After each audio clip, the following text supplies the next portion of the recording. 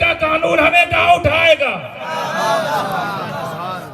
हम किसके बस आए हुए हैं? हमारी आइडेंटिटी गरीब नवाज है, हमारा आधार कार्ड गरीब नवाज है, हमारी पहचान गरीब नवाज है। क्यों? उन्होंने बसाया, उनके बसाने वाले को उठा नहीं सकते। क्यों? ऊंट वाला वाकया नहीं सुना? अबे जब तुम ऊंट नहीं उठा पा रहे हो, गुलामों कहां से उठाओगे? ले आओ कानून उल्टे सीधे अपने मन से। यहां उसी की चलती है जो गरीब नवाज का है, क्योंकि गरीब नवाज ही यहां के राजा। क्या समझते हैं आप गरीब नवाज को? करामतों से जाना है गरीब नवाज को? बे औलाद को औलाद दे दिया या गरीब नवाज इतना ही समझा है? रिश्तों में रुकावट आ रही थी, गरीब नवाज के बारगाह में गए, मिन्नत मानी, रिश्ते हो गए, बस इतना ही समझा? यही इस्तेमाल है, यही हकीकत है। कौन है गरीब नवाज? कौन है गरीब नवाज? एक हल्की सी रोशनी डाल के निकल जाना चाहूंगा मैं। कौन है गरीब नवाज? आपको पता है दुनिया में हर एक वली, तवज्जो, किसी ना किसी नबी का परतव होता है। ये बात तय है ना? यानी हर वली किसी ना किसी नबी के कदमों पर अपना सुलूक रखता है, अपना तरीका रखता है। और आसान कर दूं, यानी वो जिस नबी का परतव होगा, उस नबी में जो जो क्वालिटी होगी और उस नबी का जो मकाम होगा अपनी जमात में, उस वली में वही क्वालिटी होगी, और उस वली का मकाम अपनी जमात में वही होगा। अब चूंकि हम तो 26 अंबिया कराम को जानते हैं, है तो 1,24,000 का मुवेश, तो किसी के भी हो सकते हैं, किसी ऐसे के भी हो सकते हैं जिनका हम नाम नहीं जानते। और नबी तो वो भी हैं मगर हम नाम नहीं जानते। उनका भी कोई परतो होगा कि नहीं होगा? होगा। हम नहीं समझ पाएंगे, या तो वो समझेंगे जिनके परतों हैं, या वो समझेगा जिन्होंने उनको चुना है अपने परतों में। तो ये मामला हो गया क्लियर। जैसे मिसाल के तौर पर हजरत नजमुद्दीन कुबरा रज़ी अल्लाह ताला अन्हु, अब बहुत पाए के बुजुर्ग गुजरे हैं, वक्त के गौस थे, सबसे बड़े गौस अपने जमाने के, जिनकी गौसियत की बशारत खुद गौसे आजम शेख अब्दुल कादिर जिलानी ने फरमाई थी कि मेरे बाद जो गौस होगा उसका नाम नजमुद्दीन कुबरा होगा। माबाद गौसे आजम गौसियत कुबरा पर वो फाइज हुए। उसके बाद मखदूम पाक ने, गौस पाक ने फरमाया कि फिर जलालुद्दीन बुखारी एक शख्स होगा, वो गौसियत कुबरा पे आएगा। फिर चौथे नंबर पे नाम लिया था, एक नाम होगा, उसका नाम मुख सुल्तान होगा, तारिक सल्तनत होगा, उसका नाम अशरफ होगा, वो गौसियत कुबरा पर फाइज होगा। तो वो नजमुद्दीन कुबरा वली हैं तो परतो होंगे, हैं किसके थे? मूसा अलैहिस्सलाम के। मूसा अलैहिस्सलाम के परतो तो यही वजह है कि जो मूसा अलैहिस्सलाम में जुर्रत थी अचानक फैसला लेने की, वही जुर्रत नजमुद्दीन कुबरा में भी थी। जैसे मूसा ने पत्थर पर असा मारा तो पानी का चश्मा फूटा, नजमुद्दीन कुबरा ने पत्थर पे ऐसा मारा तो पानी चश्मा फूटा। वहां मोजिजे हो रहे थे क्योंकि वो नबी थे, यहाँ करामतें हो रही क्योंकि ये वली है, मगर क्वालिटी वही, पोजीशन भी वही, बस वहां नबूवत है, यहाँ विलायत है। क्वालिटी भी वही, क्वालिफिकेशन भी वही, बस वहां नबूवत है, यहाँ विलायत है। मकाम अपनी जमात में जो मूसा का होगा, टॉप 10 में आते हैं हजरत मूसा। नबियों की जमात में टॉप 10 में आते हैं हजरत मूसा। वलियों की जमात में नजमुद्दीन कुबरा टॉप 10 में आए कि नहीं आए? ऐसे समझो गरीब नवाज को। या गरीब नवाज आप किसके परतो? आप किसके परतो? मकाम तो लग रहा है किसी जानी हस्ती के होंगे, आली मकाम हस्ती के होंगे, आप किसके परतो? आप फरमाते हैं मैं हजरत इब्राहीम अलैहिस्सलाम की परतो। कौन इब्राहीम? जिनके वसीले से नबी दुआ करे। कौन इब्राहीम? जिसको नबी कहें ये मेरे दादा हैं। कौन इब्राहीम कि जिनका जिक्र ना किया जाए तो नमाज ना हो। भाई तशहुद के बाद क्या पढ़ते हो? दुरूद इब्राहीम। वसीला क्या लगाते हो? कमा इब्राहीम वाला आले इब्राहीम। जैसा है अल्लाह रहमत नाजिल फरमा किस पर? मुझ पर और मेरी औलाद पर। कैसे? जैसे तूने इब्राहीम और उसकी औलाद पर किया। वो इब्राहिम जिसको वसीला बनाए मेरा नबी, उसका परतो गरीब नवाज। जुमला दे रहा हूं, ये हमारा ईमान गरीब नवाज क्यों है? जुमला लीजिए, नोट कीजिए, पसंद है दुआ दीजिएगा। वो इब्राहिम कि जिनका जिक्र ना किया जाए तो नमाज नहीं मुकम्मल होती, ठीक उसी तरह वो गरीब नवाज कि जिनसे मोहब्बत ना किया जाए तो ईमान मुकम्मल नहीं होता।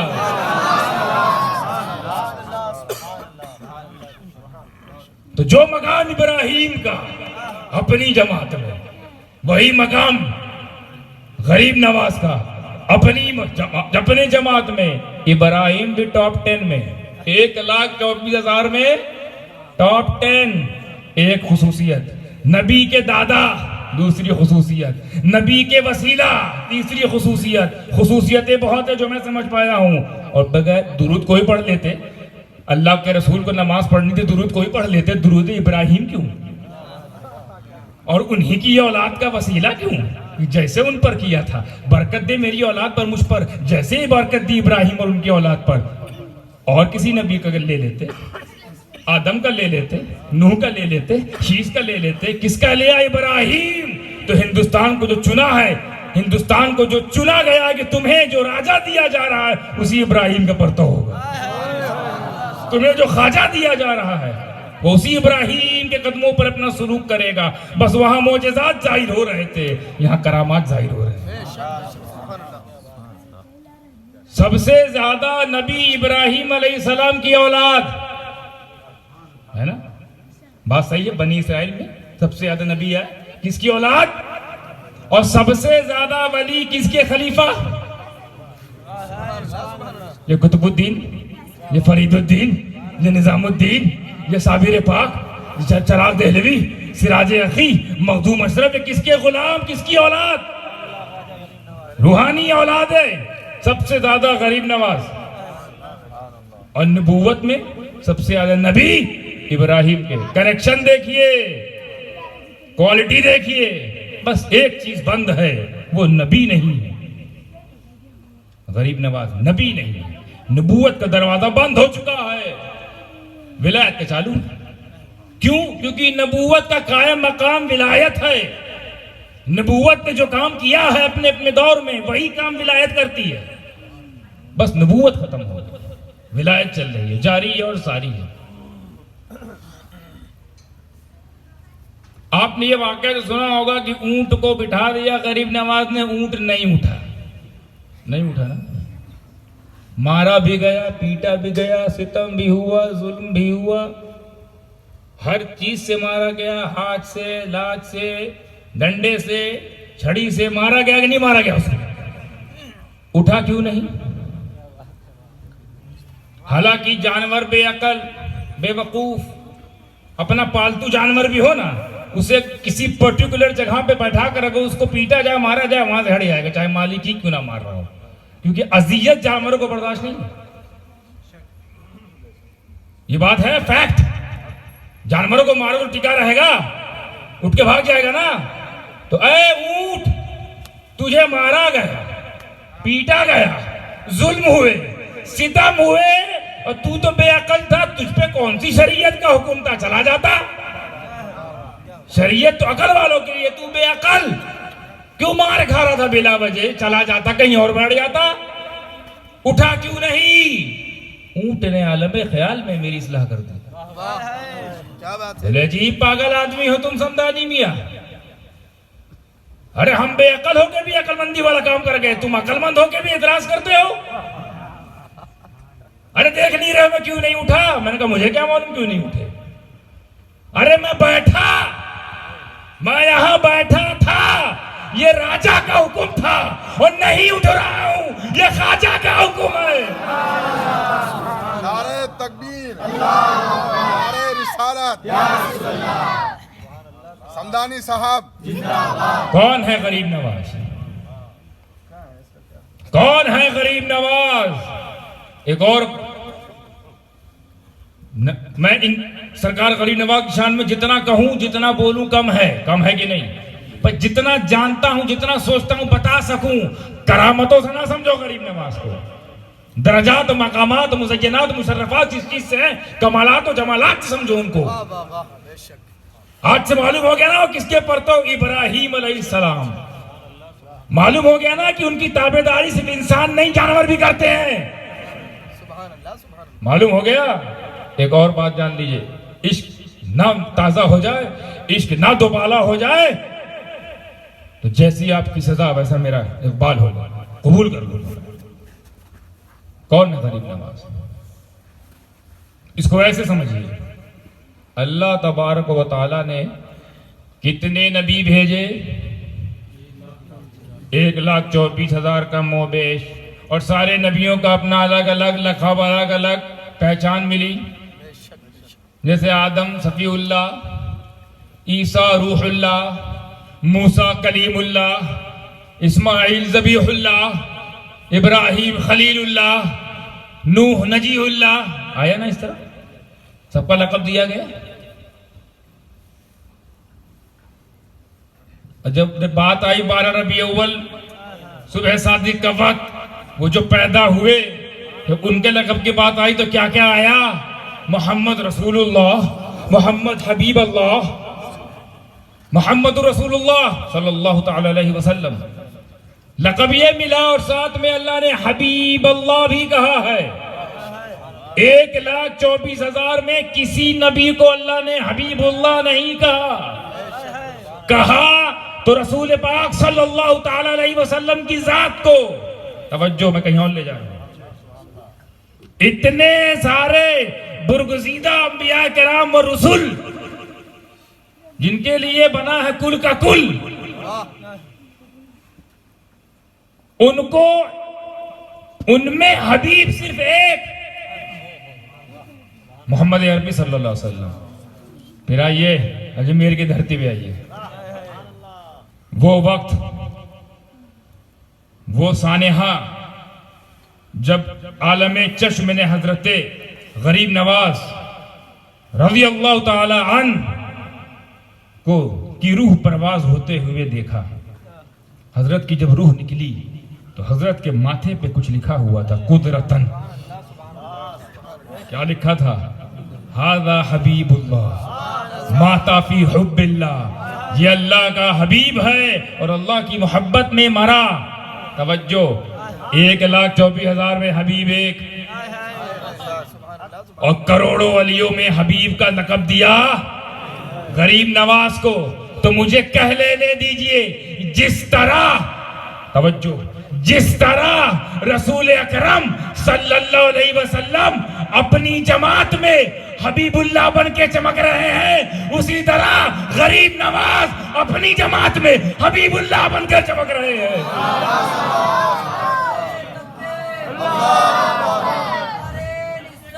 या रसूल अल्लाह।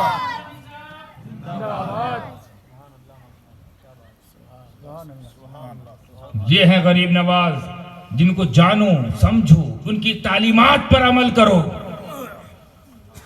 उनके तरीके को देखो, सीरत को देखो, उनकी इबादत से इंस्पायर होइए, रियाजत और आदो वज़ाइफ उसको समझिए, उनके अखलाक को समझिए। हम सिर्फ करामत को लेकर थोड़ी चल रहे हैं। करामत वक्ती होती है, खत्म हो जाती है। सीरत दायमी होती है, तालीमात दायमी होती है, दर्स दायमी होता है, अखलाकियात दायमी होते हैं। ये फॉरएवर है। एक ही बार सूरज पलटा है ना, तो क्या उसी सूरज पलटने वाले को बस उतनी देर तकते रहोगे जब आप सूरज पलट रहे थे, बड़े कमाल के थे, उसके बाद खत्म? पूरी जिंदगी की सीरत नहीं देखी नबी की? सीरत मोजज़ा है, नबी की खुद सीरत ही मोजज़ा है। जिस तरह उनकी सीरत मोजज़ा है, उसी तरह मेरे गरीब नवाज की पूरी जिंदगी करामत है। पूरी जिंदगी करामत है। उनका उठना करामत है, उनका बैठना करामत है। उठना बैठना छोड़ो, जिसको बैठा दे वो नहीं उठ रहा है, और जिसको बसा दे तो क्यों डरते हो ये आलतू फालतू के टकले और बाल वाले के चक्कर में? एक के बाल ही बाल हैं और एक के बाल ही बाल बचे। एक तो बाल बचे। आजकल बहरूपिया टैगोर बना घूम रहे हैं। और टैगोर क्यों बना घूम रहे हैं? क्योंकि जहां इलेक्शन है वहीं के टैगोर है। इलेक्शन है बंगाल में, टैगोर है बंगाल की धरोहर। अबे हमने पीएम चुना है कि बहरूपिया चुन लिया है? पहले मालूम होता तो समझ में आ जाता कि अपने को वो हम समझे ये पीएम का वोट हो रहा है, यहां किसी और चीज का वोट हो रहा था, बहरूपिया चुना जा रहा था। मैं तो ये डर रहा हूं कहीं वो इमामत के लिए भी ना खड़ा हो जाए। मैं दाढ़ी रख ली, जुल्फे रख ली, कहीं दावा ना कर दे कुछ दिन बाद।